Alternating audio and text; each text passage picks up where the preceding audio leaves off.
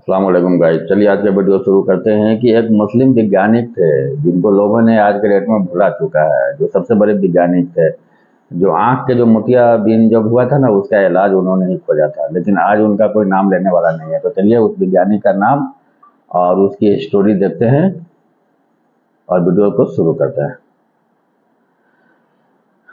आम और मशहूर बीमारी के बारे में तो सुना ही होगा कि जिसको आमतौर पर मोतियाबिंद के नाम से जाना जाता यस। है। ये एक ऐसी खतरनाक बीमारी होती है कि जिसकी वजह से इंसान की आंख के सामने एक सफ़ेद जाला सा आ जाता है और फिर इंसान को अपनी आंख से धुंधला दिखाई देने लगता है। मगर आपको जानकर हैरानी होगी कि आज से लगभग 900 साल पहले कि जब हमारी इस दुनिया में ना तो इतनी ज़्यादा टेक्नोलॉजी थी और ना ही इतने आविष्कार हुए थे और ना ही हमारी दुनिया एडवांस थी, मगर फिर भी उस दौर के एक मुस्लिम वैज्ञानिक और एक मुस्लिम डॉक्टर ने इस खतरनाक बीमारी का सटीक इलाज ढूंढ लिया था। इस वैज्ञानिक का नाम था मोहम्मद अल-गफ़ीकी, जो दरअसल उंदुलुस नाम के उस इलाके में रहा करते थे जिसको आजकल हम लोग स्पेन के नाम से जानते हैं। स्पेन उस में दौर थे। में मोहम्मद अल-गफ़ीकी ने एक ऐसे इंजेक्शन या फिर ये कहिए कि एक ऐसी सुई का आविष्कार किया था कि जिसको इंसान की आंख के लेंस में डालकर इस सफ़ेद जाले को आसानी के साथ खींचा जा सकता था और आंख को एक बार फिर से ठीक किया जा सकता था।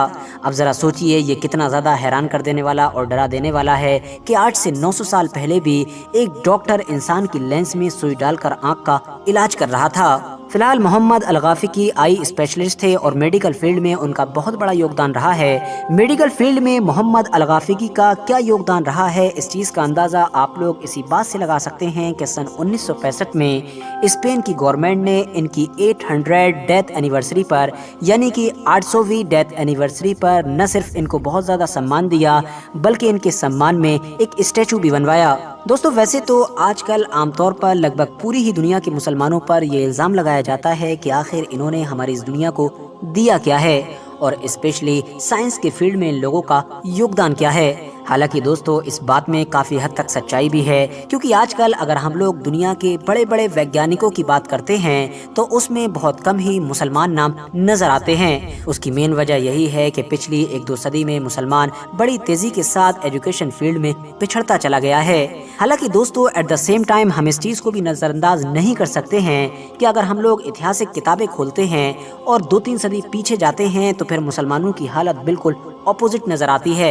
मुसलमान हर फील्ड में सबसे आगे खड़ा हुआ नजर आता है। साइंस के फील्ड में भी मुसलमानों ने एक के बाद एक लगातार हमारी इस दुनिया को इतने सारे वैज्ञानिक दिए थे और इतने काबिल और इतने बड़े वैज्ञानिक दिए थे कि जिन्होंने वक्त से पहले ही ऐसे ऐसे कारनामे कर दिए थे कि जिनके कारनामों को पढ़ने के बाद आज के दौर में हमारी ये एडवांस दुनिया भी सर पकड़ने पर मजबूर हो जाती है।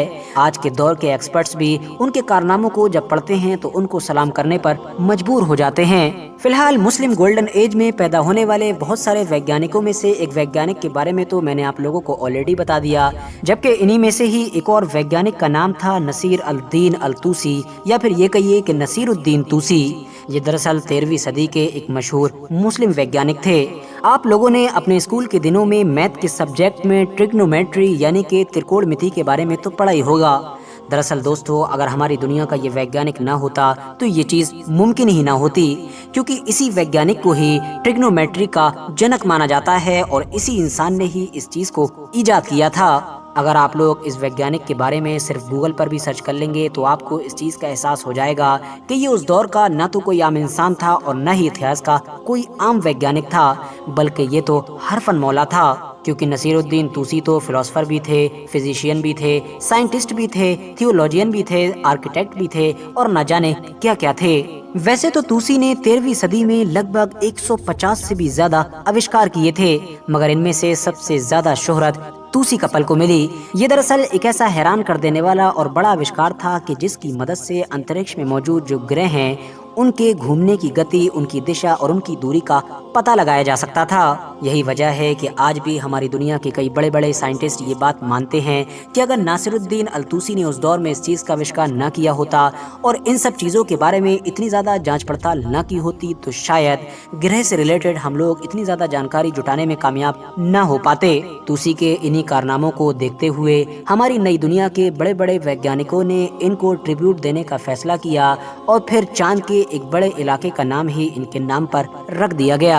بات کر لیں اب اگر اس لسٹ میں موجود اگلی پرسنالٹی کے بارے میں تو ان کا نام ہے ابن خلدون، اور مجھے امید ہے کہ ان سے تو آپ میں سے زیادہ تر لوگ آلریڈی پریچت ہی ہوں گے۔ یہ دراصل مسلم اتہاس کے ایک بہت زیادہ مشہور ہسٹورین اور سوشولوجسٹ تھے۔ انہوں نے اپنی زندگی میں اتہاس اور سوشل لاز پر بہت ساری کتابیں لکھی، مگر ان میں سے بھی سب سے زیادہ جس کتاب کو شہرت ملی اس کا نام تھا المقدمہ۔ اس کتاب کو انٹروڈکشن کے نام سے بھی جانا جاتا ہے۔ اس کے اندر انہوں نے سوشولوجی سے ریگارڈنگ ایسی چیزیں اور ایسے لاز لکھے ہیں کہ جو نہ صرف ان کے اپنے یعنی کہ 14ویں صدی کے دور میں بلکہ آج تک لگاتار بہت بہترین مانے جاتے ہیں۔ ان کی یہ کتاب کتنی زیادہ اہم اور کتنی زیادہ مشہور ہے اس چیز کا اندازہ اس بات سے بھی لگایا جا سکتا ہے کہ سن 2015 میں فیس بک، انسٹاگرام اور واٹس ایپ جیسی چیزوں کے جو مالک ہیں یعنی کہ مارک زکربرگ، انہوں نے اس کتاب کو اپنی فیوریٹ کتاب کے طور پر پڑھا تھا۔ ہسٹری اور سوشولوجی کے علاوہ انہوں نے اکنامک اور ڈیموگرافی جیسے سبجیکٹ میں بھی بڑی مہارت حاصل کر رکھی تھی۔ باقی ہسٹری کے فیلڈ میں تو ان کے کہنے ہی کیا ہیں، آج بھی دنیا کی بہت ساری بڑی بڑی یونیورسٹیز میں اتہاس کے چھیتر میں ان کی کتابیں پڑھائی ہی جاتی ہیں۔ بات کریں اب اگر اس لسٹ میں موجود اگلے مشہور ویگیانک کے بارے میں تو ان کا نام ہے محمد ابن ابراہیم الفزاری۔ دراصل یہ مسلم دنیا کے ایک ایسے مشہور ویگیانک تھے کہ جنہیں نہ صرف فلسفی اور میتھمیٹکس میں بلکہ ایسٹرونومی میں بھی بہت زیادہ مہارت حاصل تھی۔ انہوں نے انترکش پر بہت زیادہ ریسرچ کی تھی اور آخر میں ایک ڈیوائس بھی تیار کی تھی کہ جس کو ایسٹرولوب کہتے ہیں۔ اس نئی مشین کی مدد سے دشاؤں کا بالکل سٹیک اندازہ لگایا جا سکتا تھا اور اسپیشلی تاروں کے بارے میں پتہ لگایا جا سکتا تھا۔ تاروں کی پوزیشن کے بارے میں، کوئی بھی تارا کس وقت کب کہاں ہوتا ہے، یہ سب کچھ پتہ لگایا جا سکتا تھا۔ ایسٹرولوب نام کی اس ڈیوائس کی سب سے خاص بات یہ تھی کہ اس کی مدد سے کعبے کی دشا کو فائنڈ آؤٹ کیا جا سکتا تھا۔ اتنا ہی نہیں، اس کے آوشکار نے اس دور کے لوگوں کو نہ صرف حیران کر دیا تھا بلکہ ہم یہ بھی کہہ سکتے ہیں کہ یہ اس دور کا کمپیوٹر تھا، کیونکہ بعد میں اس سے ہی انسپائر ہو کر اور اس سے ہی انفلوئنس ہو کر ہماری نئی دنیا کے لوگوں نے کمپاس نام کی وہ ڈیوائس تیار کی کہ جس سے آج کے دور میں ہم لوگ دشاؤں کا پتہ لگاتے ہیں۔ اتنا ہی نہیں دوستو، الفزاری نام کے اس مشہور مسلم ویگیانک نے آج سے 1000 سال پہلے ہی ایک ایڈوانس گھڑی بھی تیار کر لی تھی۔ بس فرق یہ تھا، یہ گھڑی آج کے دور کی گھڑی سے بہت زیادہ بڑی ہوا کرتی تھی اور اس کو ایلیفینٹ کلاک کے نام سے جانا جاتا تھا۔ اس گھڑی کی مدد سے اس دور میں رات کے وقت میں بھی ٹائم کا بالکل سٹیک اندازہ لگایا جا سکتا تھا۔ یعنی دوستو، دن میں کیا وقت ہوا ہے، کیا ٹائم ہوا ہے، اس چیز کا اندازہ تو ہماری دنیا کے لوگ بہت پہلے سے ہی لگاتے آئے ہیں۔ اس کی وجہ یہ ہے کہ کیونکہ سورج کی مدد سے ان ساری چیزوں کا پتہ چل جاتا ہے کہ دوپہر کا کیا وقت ہوا ہے اور کتنا وقت باقی ہے اور کتنا وقت بیت چکا ہے، کتنی دیر بعد سورج ڈوب جائے گا اور کتنی دیر پہلے سورج ادے ہوا تھا۔ مگر ظاہر ہے رات میں تو وقت کا پتہ لگانا ناممکن بات ہوتی ہے۔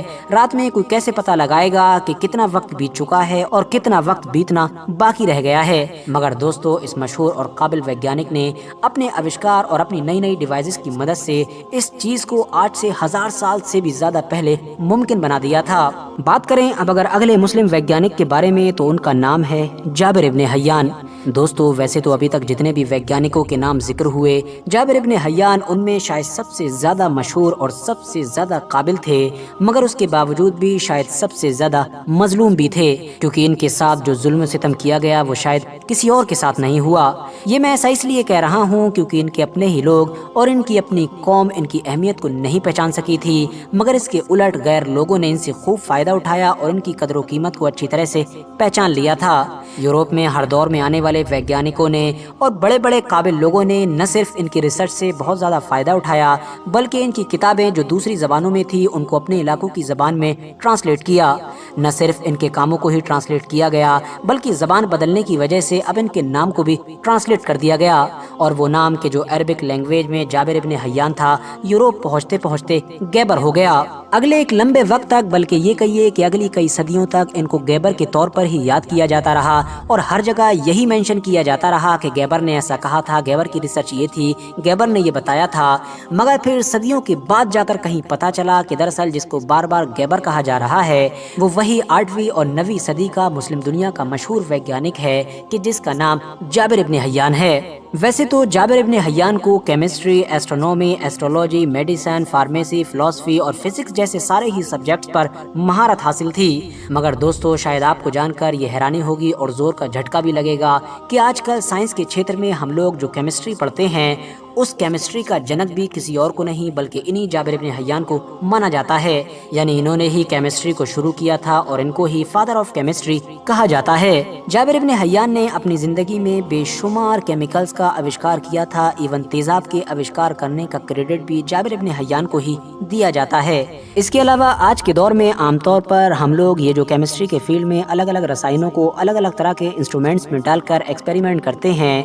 इस तरह के एक्सपेरिमेंट का आइडिया और इनको करने का ये जो तरीका है ये सब भी दरअसल जाबिर इब्न हय्यान ने ही शुरू किया था। इस तरह के इंस्ट्रूमेंट पहली बार भी जाबिर इब्न हय्यान की तरफ से ही तैयार किए गए थे, जिनको आज तक केमिस्ट्री के फील्ड के एक्सपर्ट्स इस्तेमाल करते आ रहे हैं। हाँ, वो बात अलग है कि वक्त के साथ ये चीज़ें और ज़्यादा एडवांस कर दी गई हैं। फिलहाल दोस्तों, उम्मीद करता हूँ कि आज की इस छोटी सी वीडियो की मदद से आप लोगों को बहुत कुछ जानने को मिला होगा।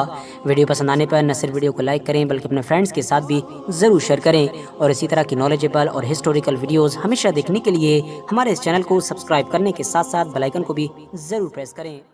तो गाइज, पहले भी मुस्लिम बहुत वैज्ञानिक आए हैं दुनिया में, आज से 800 साल पहले, 1000 साल पहले, 1200 साल पहले, लेकिन आज के डेट में सब उसको भुला चुका है और नया मुस्लिम वैज्ञानिक कोई उतना आ नहीं रहा है। उसका रीज़न है कि लोग पढ़ाई लिखाई से बिल्कुल हट गया है। मतलब पढ़ाई लिखाई नहीं करने का दो कारण है। किसी किसी देश में तो मतलब शिक्षा बिल्कुल ख़त्म ही हो गया है और मुस्लिम मतलब इतना मजबूर है कि वो ज़्यादा पढ़ नहीं पाता है। ज़्यादा से ज़्यादा ग्रेजुएशन कर लिया, कितना भी पढ़ लेगा लेकिन उसको विदेश में जा करके ही काम करना है, इससे ज़्यादा पढ़ नहीं पाता है।